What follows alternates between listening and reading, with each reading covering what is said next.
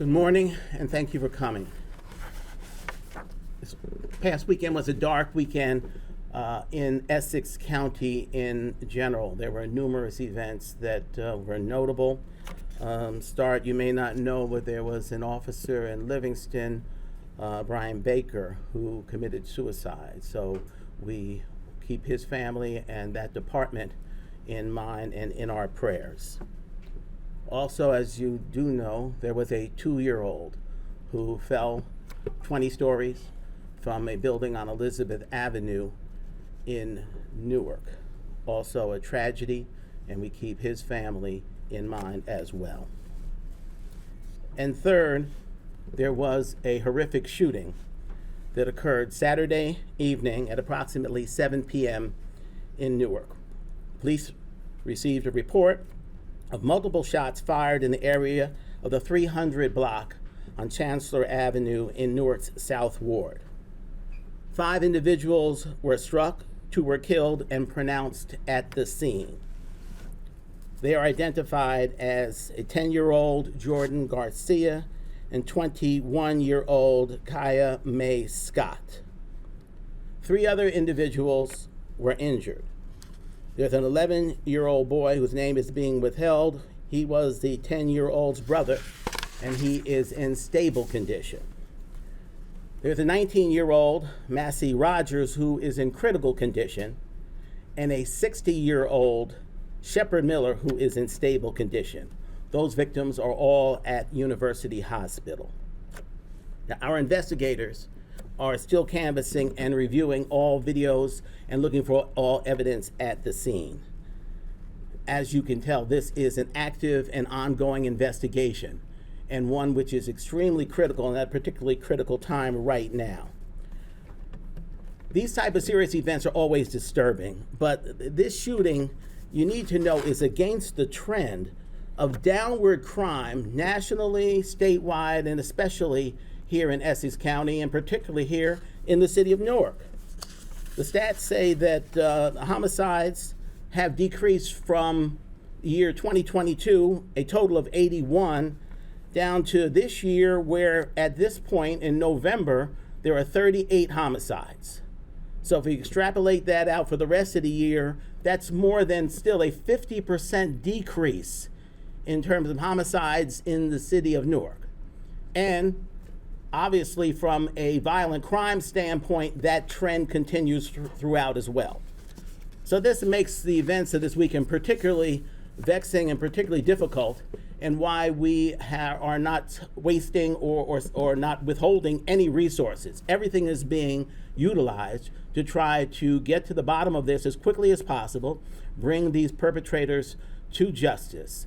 And we're doing that, of course, as always, with our partners who work with us hand in hand. Representing the city of Newark, we have several individuals who are going to speak. We want the mayor's coming first, Carmen? Is that going to be the mayor speak? So at this point, I'd like to ask to come to the podium, Mayor of the city of Newark, Raz Baraka. Thank you, Prosecutor. As the prosecutor pointed out, it was a particularly difficult weekend for us here in the city of Newark. Very terrible and tragic. Spoke about the 2-year-old who actually lived around the corner from there, lost his life falling from a building, and the kind of mass shooting we just had this past evening.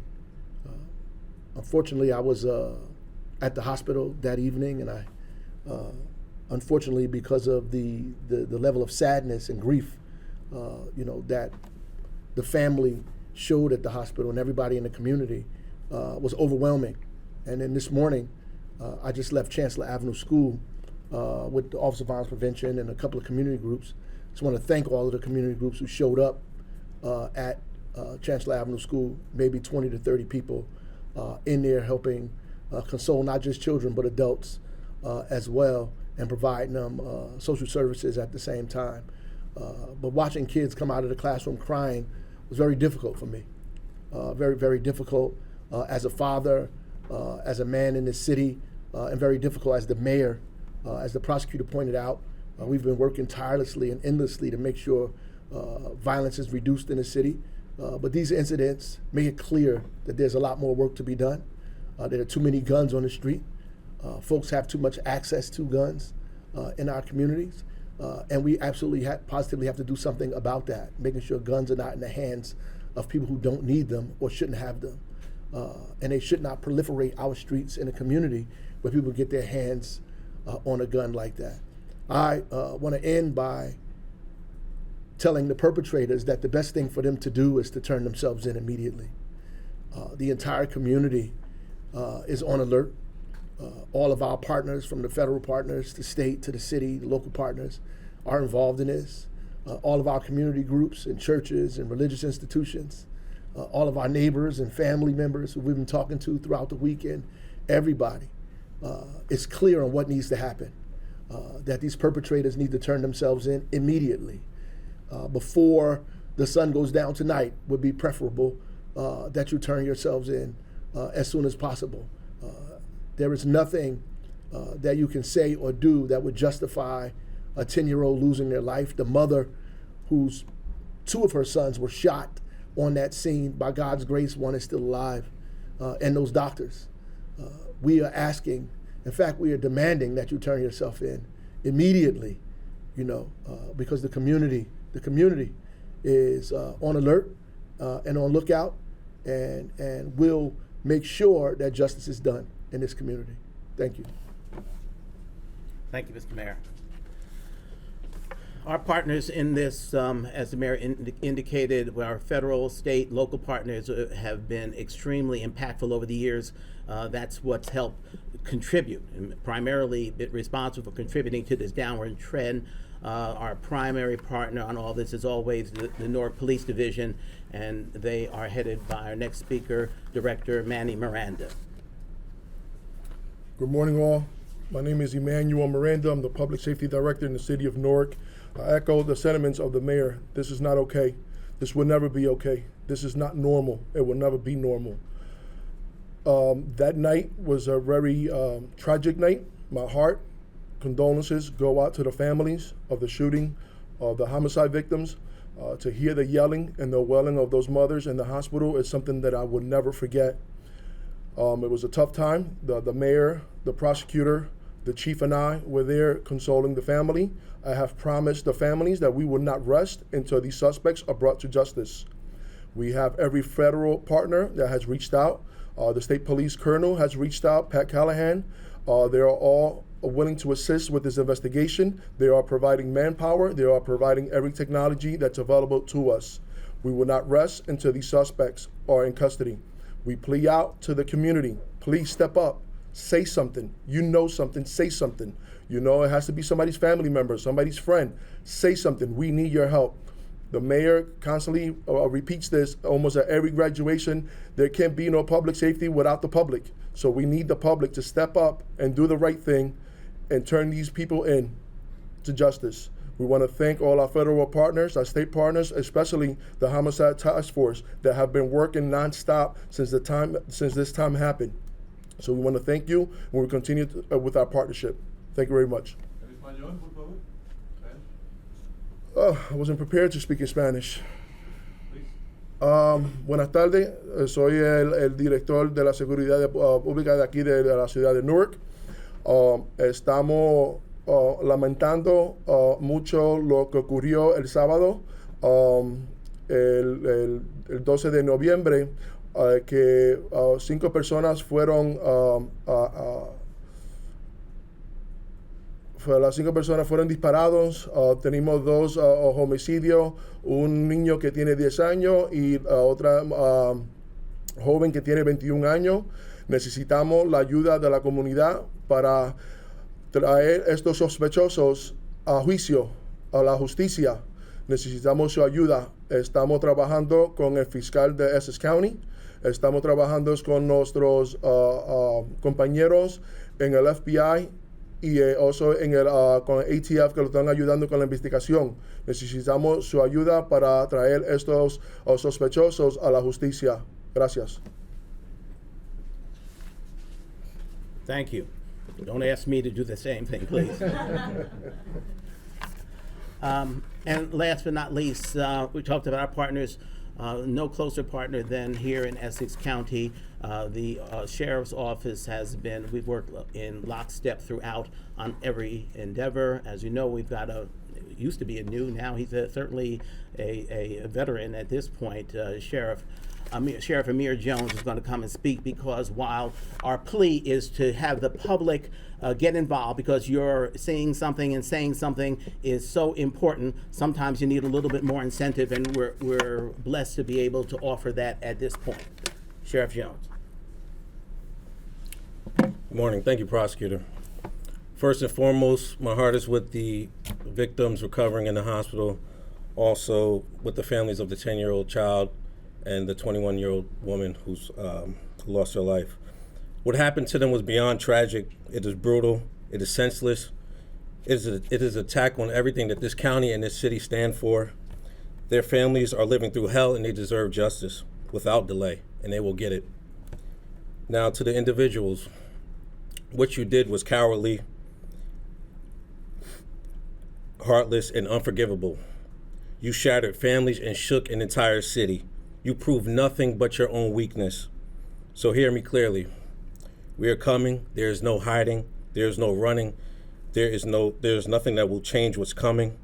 There is no corner of this county, no block, no basement, no friend's couch that will keep you hidden. Turn yourselves in before we come knocking on your door. And trust me, you know the door won't slow us down. So to the community, we need you to step up. Someone out there knows something. This is your city, your neighborhood, your children. We are offering a reward for up to $10,000 with any information that will lead to an arrest. Do the right thing. Help us bring justice to these families. And to the families, we stand with you. We mourn with you. We will not rest until justice is delivered. Thank you.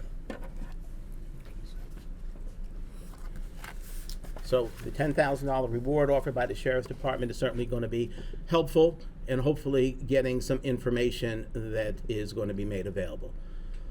So that's all we can say at this time, except just to, I guess, reiterate what has been said, that this is a heinous crime.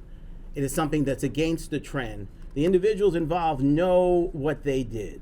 They know how senseless it was and how aggressive it was, and so they're going to be treated in the same manner.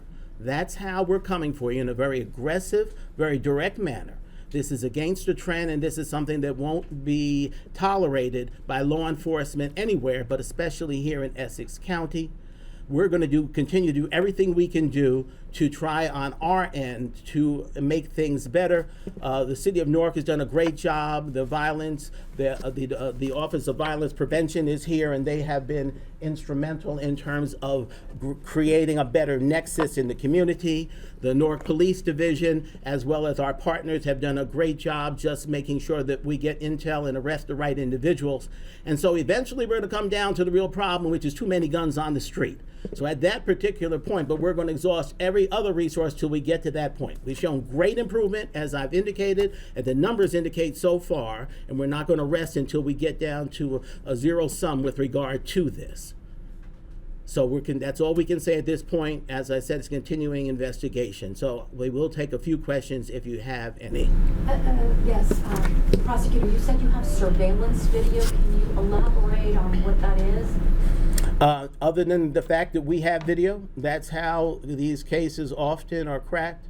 And so we canvass the area to find as much as possible. And so that's what is such a painstaking part of any investigation. These individuals, the part of the Homicide Task Force, these men and women have been on that with no sleep, with no rest, basically, since the event happened. I haven't had the opportunity to meet with them Saturday night at the scene, and they're dedicated to turn over every rock to find the right evidence to take us to the perpetrators. Yes. Rami Smith, WNBC. Do you have any indication as to the motivation behind this? Is it potentially gang-related or random? Were there targets that you know of at this time? I wish I could give you some intel on that. That's all part of the investigation. Obviously, the difficult part here is the more that we divulge, then perhaps it gives the people who are the perpetrators perpetrators an opportunity or some information to know where we are or at this particular time. So other than the fact that it is against the trend, we haven't had a multi-shooting like this, multi-victim shooting, I said, in a long period of time. So that should speak to exactly how seriously we're taking this and what we think about this particular crime. Hi, Lauren Day with News 12. Can you confirm that there were multiple shooters, or is there just one person that shot? The shooter or shooters. Okay. So that'll tell you. Isabel Hill with Telemundo. Do you know if it was a drive-by shooting or they were running? I do know that, yes. While they were in the car? I will not talk about that. That's part of the ongoing investigation. So all you'll say is that it's a gangster trend, not that they were involved in a gang? It's against the trend. I never Okay, used against the the way. trend. Yes, Okay, sorry. against. I'm sorry. Okay. I'm from East Orange. That's my accent. So do you believe that there was gang activity involved? No indication at this time, but this is part of an ongoing investigation. Got it. You say that the crime, especially this crime, is going down in the city. Are you afraid that this big issue happening is going to change the perception of people who's safety in the city?